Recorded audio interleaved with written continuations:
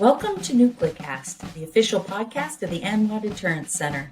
Each week, we bring you leading experts for a lively discussion on topics related to strategic nuclear deterrence.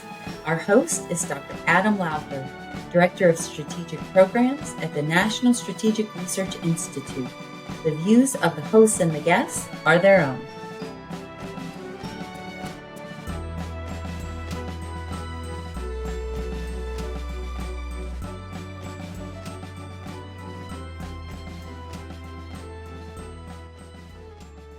Welcome back to another great episode of NucleCast. Of course, as always, I am still Adam Lowther, and today we have a great guest, a friend of mine. You probably know him. He's way more famous than I am, and he doesn't even do a podcast. But of course, I'm talking about Matt Kroenig. Now, Matt, as you probably know, you've read his books, his articles. He writes widely. He's the vice president at the Atlantic Council these days, and he's still, if you're a student, he's still on the faculty at Georgetown where you can take his class. And of course, I would always recommend that if you can take one of Matt's classes, do so, because he's probably one of the best faculty they've got at Georgetown. With that, Matt, welcome to NucleCast.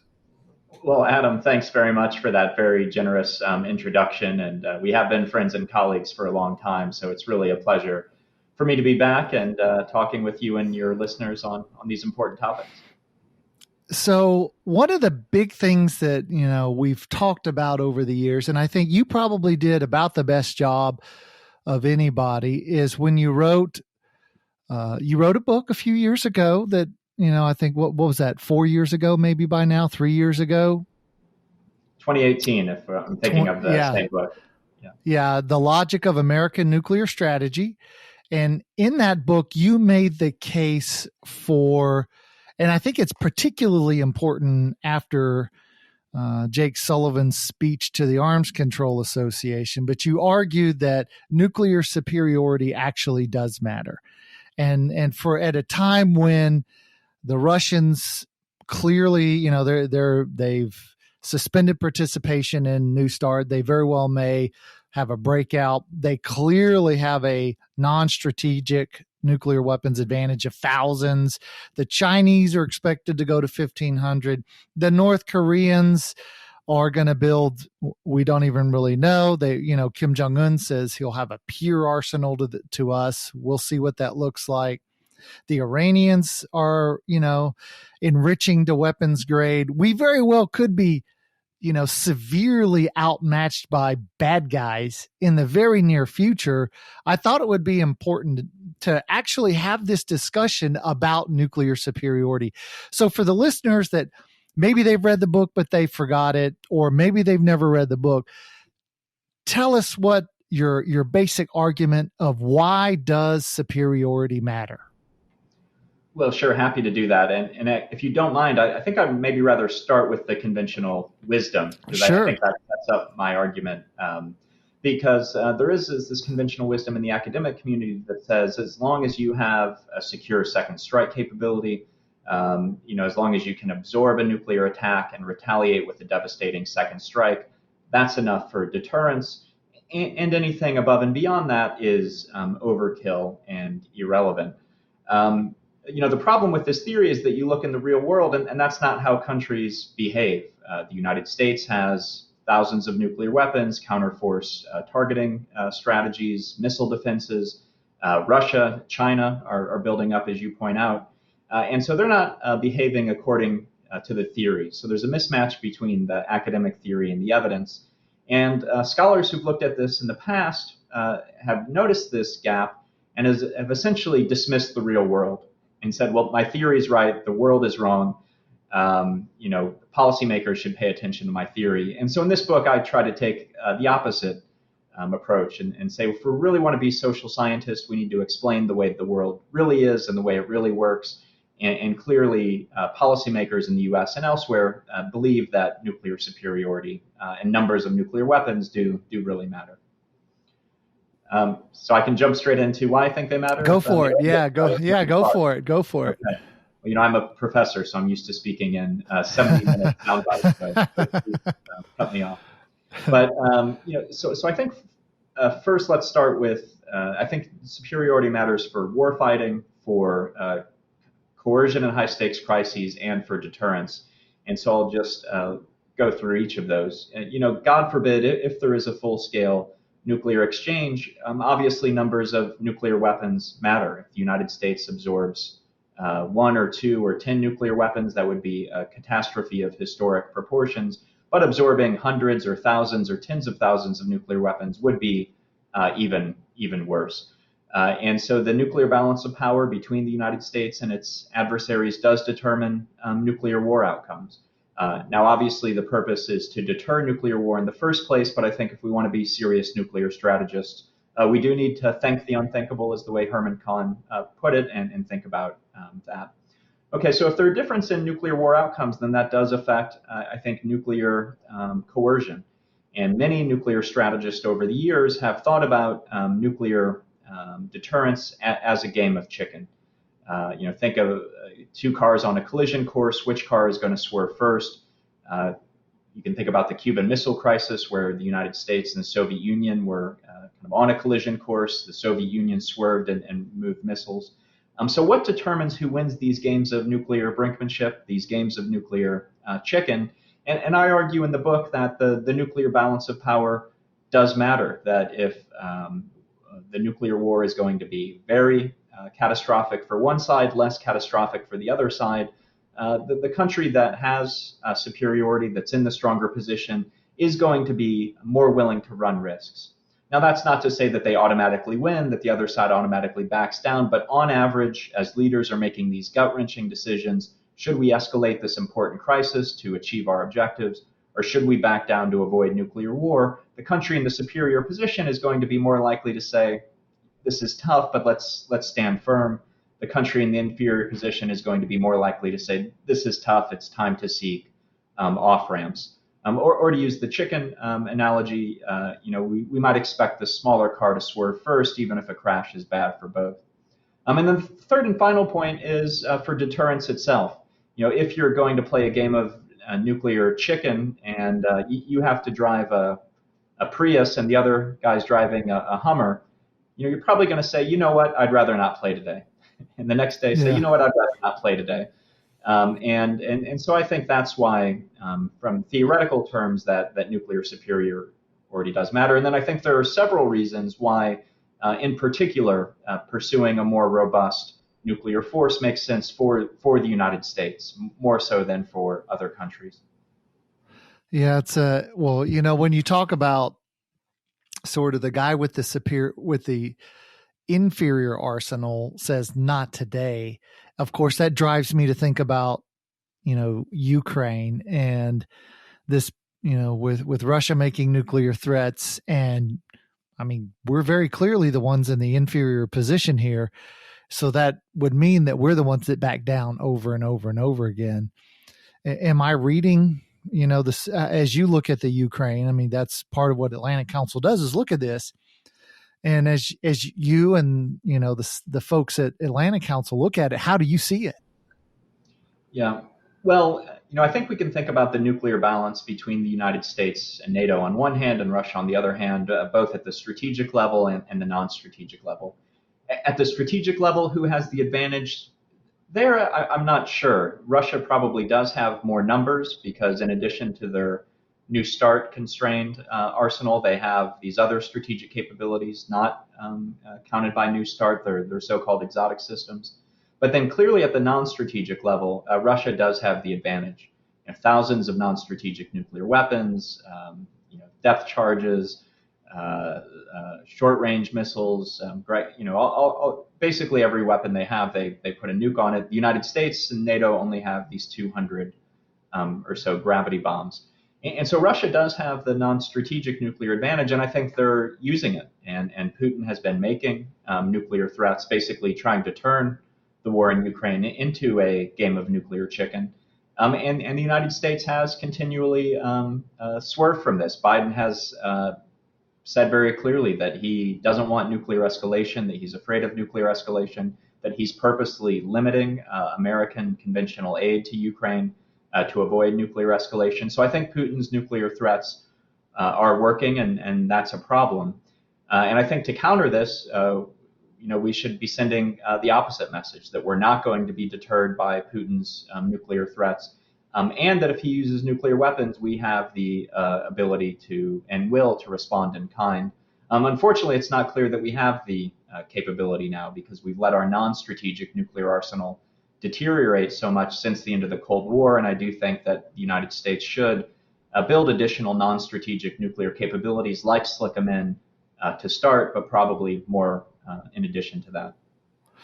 Yeah, it's funny you mentioned SLICM-N, and a couple of years ago I wanted to do some writing about INF, and because I've written a few articles about, it's one thing spending some time with the Army. I really got to understand who actually will have to fight a nuclear war, and it's not really the Navy or the Air Force; it's actually the Army, and they're the ones who will most likely see potentially low yield or mid yield tactical nuclear weapons on the battlefield that they'll have to fight around and through. And so I spent some time looking at it. And then I went to the Reagan Library and started going through all of the debates, the White House debates about INF and about, Pershing twos and Glickums and why would they do it.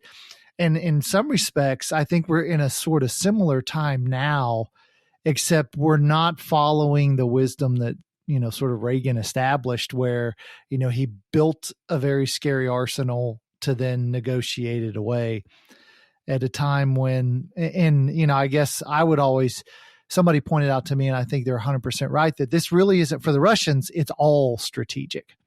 There's no such thing as a tactical nuclear weapon in Europe, but because for the Russians, it's strategic because you can take out Moscow, and it's only tactical for us. And if you think of it that way, then their advantage is even greater. And so do you foresee, SLICM-N is sort of that closest gator to the boat where we could potentially get it. It's hanging around there. But I've often, we had on the show Brad Garricky, who was he was the Army's chief strategist. And I said, hey, what about, Glickum 2 and Pershing 3? Because those would be some mighty powerful, tools. And he says, well, the Army's just not prepared to have nuclear weapons again, like, a Pershing type weapon. And so I wonder if it's time for us to have some really sort of radical change in the way we do things. We've looked for conventional superiority, precision guided munitions. We can put weapons through windows, but is that really good enough now? Because I'm wondering if that's actually even more provocative. Yeah, I think we're on the same page. I think it's not good enough now. And just to back up for a second, put it in a bigger strategic context. In a way, we're in kind of a third nuclear age. We had this first nuclear age, which was the Cold War. Nuclear weapons were central. And then we had this post-Cold War period where nuclear reductions were relatively easy. Arms control agreements were relatively easy. And I think that period's over. We're entering, whether you want to call it a new Cold War or not, we're entering a serious competition with both China and Russia, two peer nuclear superpowers for the first time in our history. And so I think almost everything we thought we knew about nuclear weapons from 1991 to 2023, that's over. I think we do need to go back to the Cold War for lessons about what we need for now. And as you point out, INF made a lot of sense. Intermediate range ground launched missiles in Europe made a lot of sense during the Cold War. And I do think they make a lot of sense now. So SLICM-N, I think, is a helpful capability in both Europe and Asia. But Asia, more of a maritime theater, and I think SLICM-N, for that reason, could be very helpful there. But Europe, it's primarily a land theater. I think having land-based, non-strategic weapons makes sense. And so a number of ways you could do it. I don't know that I would make this case to Democrats on the Hill or others, but part of the reason I want SLICM-N is because I think once you get that, then doing a ground-launched version should be pretty easy. You could put it in a truck, drive it around Europe. The other benefit of that, I think, is you could make it a NATO capability. During the Cold War, we thought it was important for NATO as an alliance to have a nuclear capability, not just the U.S. and the British and the French. Right now, all we have are these gravity bombs, which probably aren't very helpful in most likely conflict zones in Eastern Europe. Slick 'em in, is inherently a U.S. capability. So that has some advantages, but it has the disadvantage that it's not an alliance capability. Whereas I think if you did have a Glickem, that could be a NATO capability deployed, on the territory of our allies. Yeah, I mean, as I think about the DCA, the dual capable aircraft mission, as I try to play these out, I build war games and think through scenarios and try to build red team efforts. And one of the things that I think through is, having visited the bases in which we have the DCA, I can fully imagine that the Russians at the earliest stages of any conflict with NATO, those bases, and some of those bases are not the most secure bases. I mean, I've driven around the perimeter of some, and the fencing's down and it's wooded, and then, if you can get to the aircraft shelters and, or with conventional missile strikes on those aircraft shelters, you might could take the shelters down, the aircraft out. And of course, those vaults are going to be fine, but you can't do anything with them. And so I could, foresee that we would sort of take out, or the Russians would take out that. Now, let's suppose we got those aircraft in the air and they're loaded with weapons and they're armed. You've got to have a CISNO-RISNO capability, conventional support to nuclear operations and reconnaissance. And you have to have, it's these, seed packages that the suppression of enemy air defenses. You got to do all this stuff. You don't just send an aircraft to go drop a bomb. And doing all of that at a time when there is no declared, enemy. Even now, the NATO's heightened its posture, but they don't have a declared enemy. They don't have, a quote unquote O plan or a PSYOP. They don't have. It's not what they do. So actually making the DCA mission threatening is one that, and operational is one that I think is, I sort of like, I don't know about that one. And the Russians are watching, and that's part of, this idea. And I think you mentioned it, where it's not just, where the arms control community says, well, if the only purpose of nuclear weapons is to deter the use of nuclear weapons, then let's just get rid of them. And it's like, no, the purpose is to plan and fight a nuclear war. And then they call us warmongers. But then the whole reason of planning for a nuclear fight is that your adversary sees that and therefore says, not today.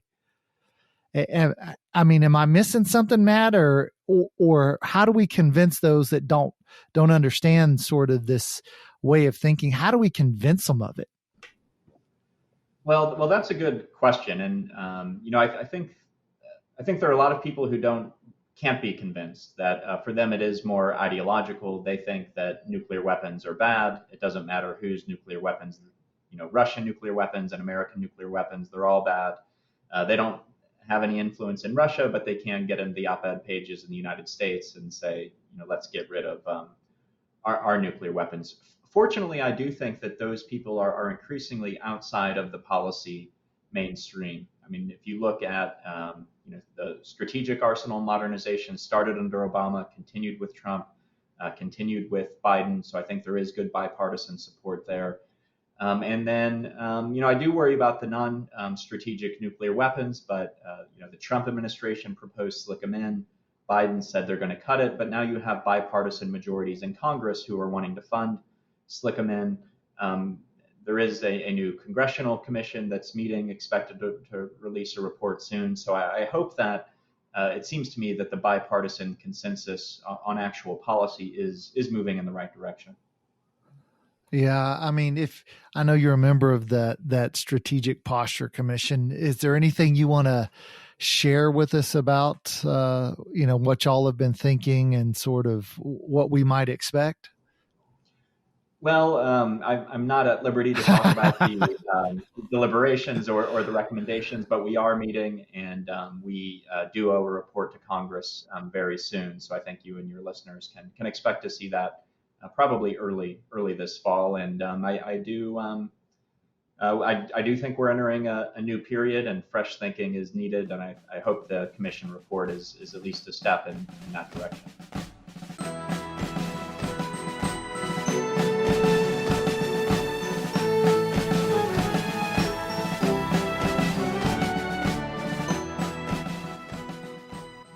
This episode of NucleCast is brought to you by the AMLA Deterrence Center, whose mission is to educate Americans about the nuclear enterprise and strategic deterrence.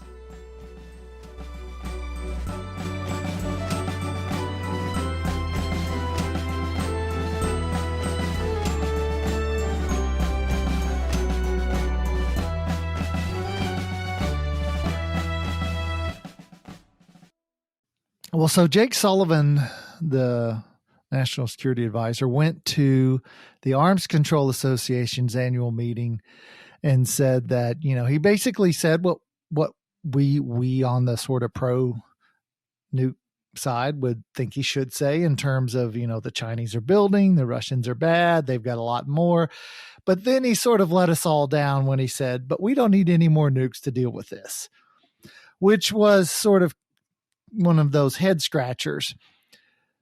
How did you, when you heard this, how did you take his argument? What was your, sort of internal dialogue as he was offering this explanation for how we're going to deal with all these bad actors?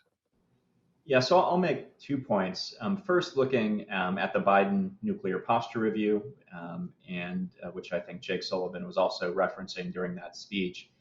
I think the nuclear posture review and Jake Sullivan got the threat environment right.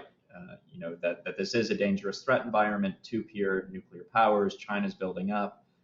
But then what was puzzling to me is in the nuclear posture review, then they essentially say, therefore, we're going to do everything the same and we're going to cut slick them in. So you're saying the threat environment is high and level of the threat is increasing, but we're going to keep our posture the same. That doesn't make sense to me. And so for the same reason Sullivan's speech didn't make sense to me, it seems like if the threat environment is worse, then we need to adjust our posture accordingly. And I believe that one of the key quotes, Sullivan said that we don't need we don't need more nuclear weapons than Russia and China combined, which was a little bit of a kind of a red herring. I don't think anybody is saying we need to count up Russia's nuclear weapons and China's nuclear weapons and get one more, and that's the number. As the way the United States has done force sizing has roughly been to say, what are the targets that we need to hold at risk? And how many nuclear weapons do we need to hold those targets at risk? And so with China building up, I think that does mean there are more targets, and so that the United States will likely need more warheads. But it's not, that's a targeting problem to be worked out at Stratcom. It's not Russia's nuclear weapons plus China's nuclear weapons plus one. It's what are the targets in Russia and China? What are the warheads we need? And I think it's not 1550, which is what we're limited to in New START. That was a number decided in 2010 in a very different security environment. We're now halfway into the 2020s, a much more dangerous security environment. And so I do think we need more than 1550. But so if I go back to your superiority argument, wouldn't we sort of have to have more than the Russians and the Chinese, to maintain that superiority and sort of, force them to say not today?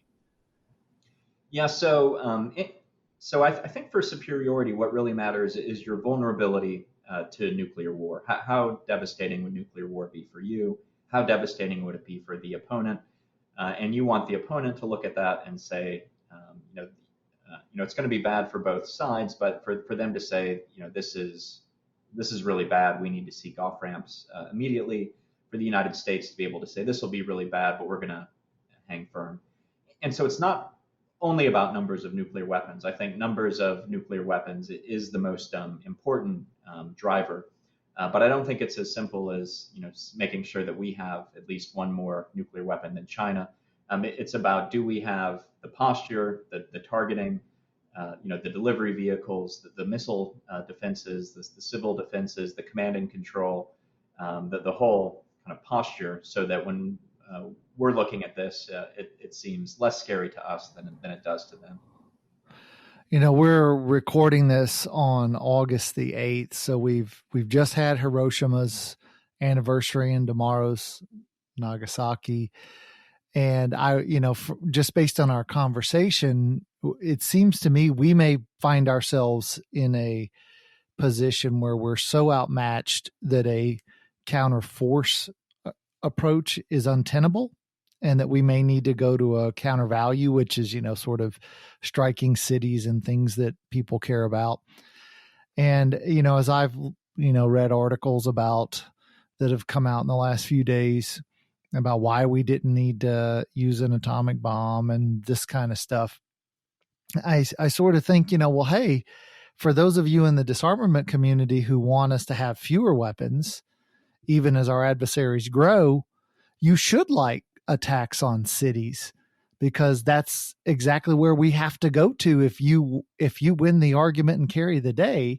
So shouldn't you, the disarmament crowd, be justifying, city strikes?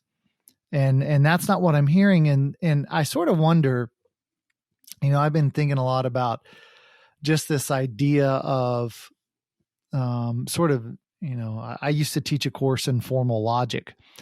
And as I've, listened to the disarmament community, I don't think that they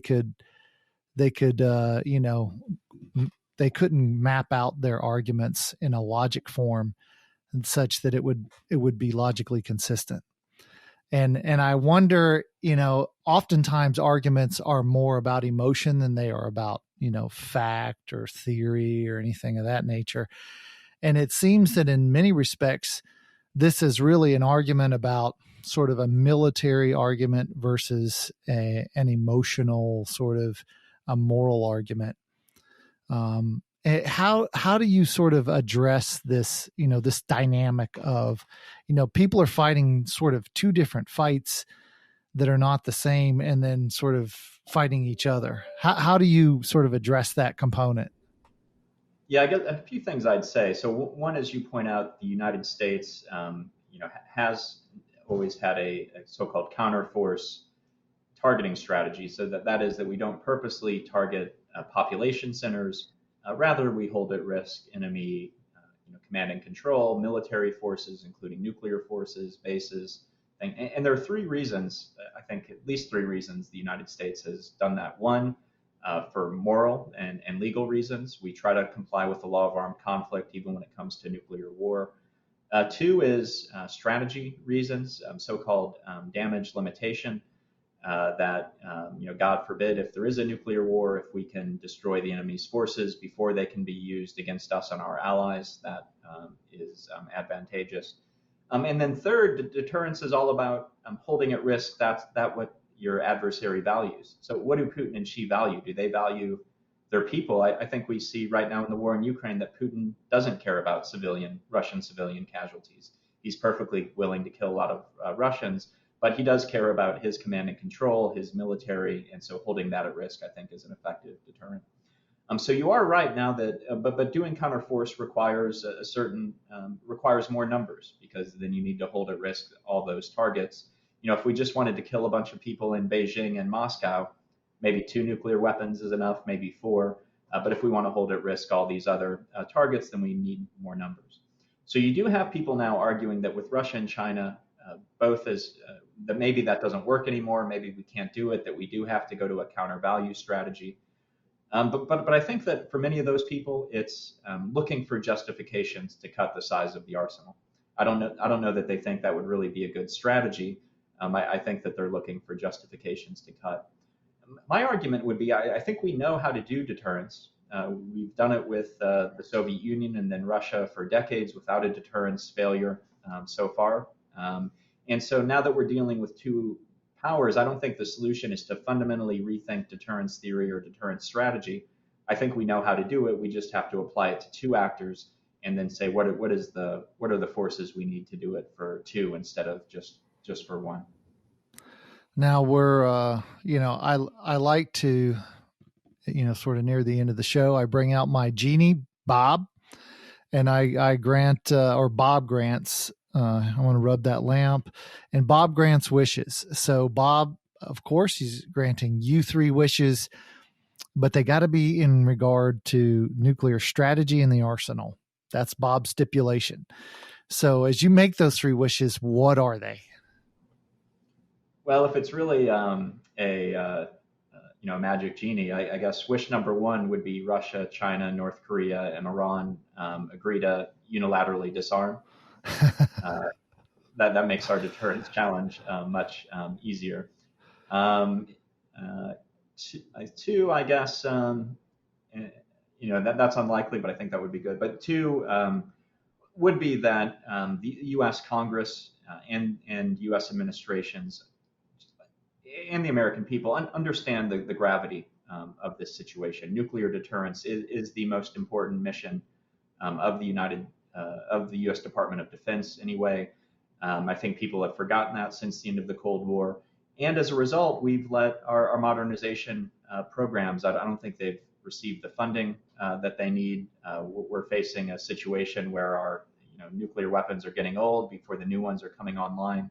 So just putting the money behind the existing program of record, making it the priority that it should be, making sure that the United States has the forces that it needs to deter attacks on itself and its allies. I guess if I don't think I even need three. I think if we do those two, we'll be in good shape. All right. So if you were to give our listeners, because we're at the end of the show, and if you were to give them sort of a takeaway that you want them to remember, what is that? I guess that we're entering a third nuclear age. It's much more like the Cold War than like the post-Cold War period. That probably for the first time since the end of the Cold War, the United States is going to need to increase the size of its strategic deployed forces, is going to need to deploy new non-strategic nuclear weapons. I think we should start thinking much harder about missile defenses for Russia and China. So it doesn't follow to me that we say that Russia and China are the most important threats we face, but that missile defense is not for them. I think missile defense needs to be for them, and that arms control, as we've known it for the past several decades, is dead for the foreseeable future. We're not going to be, I don't see how we enter into an arms control deal with Russia and China where we're reducing numerical limits, treaties ratified by the Senate. So unfortunately, I think it's dangerous for the world, but your listeners need to be clear-eyed that we are entering a new, more dangerous nuclear environment, much more like the Cold War than anything we've experienced since the 1980s. All right. Matt Kroenig, thanks for joining us on NucleCast. It was great to be here, Adam. Congratulations on a great program, and happy to come back anytime. All righty. Well, thank you, and thank you, the listeners, and we'll see you on the next episode. Okay, so afterthoughts. Well, it was a great interview with Matt. Always appreciate his thoughts. He's, I think Matt's probably one of the better academics in terms of, particularly that's on our side of the issues, in terms of those who sort of support the arsenal and see its utility. And I think he makes a compelling argument about why superiority matters, and, that sort of really strong psychological element of it. It's something people often forget. And we often can mirror image our adversaries, or we presume that they would never think certain things because that's just, unfathomable, but they do. And, the idea that it's important to, show them the strength that they sort of value and respect, and, it's effective. And I think sort of Matt deals with that and points that out. So hopefully you enjoyed it. I enjoyed it. This has been a production of the ANWA Deterrence Center. Our executive producer is Kimberly Charrington, and this episode has been engineered and mixed by David Krumthal.